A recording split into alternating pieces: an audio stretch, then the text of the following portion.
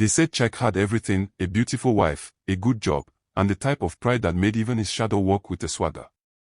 He married Edeora, the kind of woman that parents prayed for, gentle voice, soft hands, and a heart too big for her chest.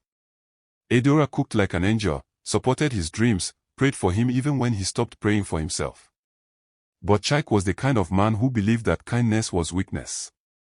At first, it was little things, mocking her ideas, speaking over her in public, calling her too emotional when she cried over his coldness. Then came the late nights, unanswered calls, strange perfumes on his shirt, and whispers in the streets. When Edeora begged him to fight for their marriage, he laughed. Fight for what? This isn't Nollywood. If you're tired, leave. And so, she left. Not in anger. Not with drama. She packed her clothes, left her wedding ring on the dresser, and walked out the same way she walked in, with quiet dignity. Weeks later, she sent him the divorce papers.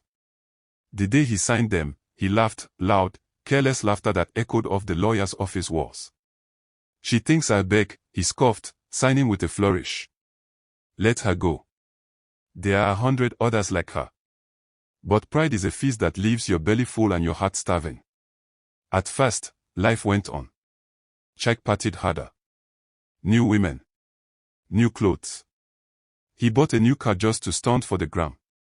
He posted cryptic captions about freedom and growth, all while his mother stopped calling as much and old friends began to distance themselves. And Edeora. She glowed. No, not the fake Instagram glow. The real one. She started a small catering business, Ada Spot. Her jollof rice went viral. She was featured on radio shows, invited to weddings, booked solid for months. Even the governor's wife ordered from her. One night, Chike scrolled through his phone and saw her photo. Dressed in yellow lace, standing beside a tall, handsome man with kind eyes and gentle hands on her waist. His hand froze. He zoomed in, hoping it was photoshopped. It wasn't. The next day, he bumped into her at a supermarket in Lekki. She looked different. Peaceful. Full.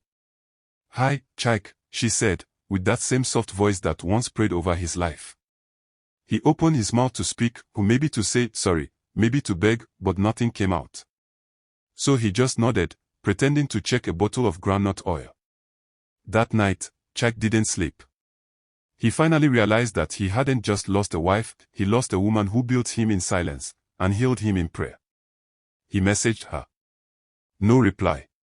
He called. She didn't pick. He sat in his car and wept. Not because he missed her, but because he finally understood what he once had. Moral lesson. Sometimes, we laugh while signing the end of something beautiful, not because we're strong, but because we're blind. Never take for granted the person who prays for your rise, feeds your soul, and fights silent battles for your peace. By the time you realize their worth, they may already belong to a life that no longer includes you.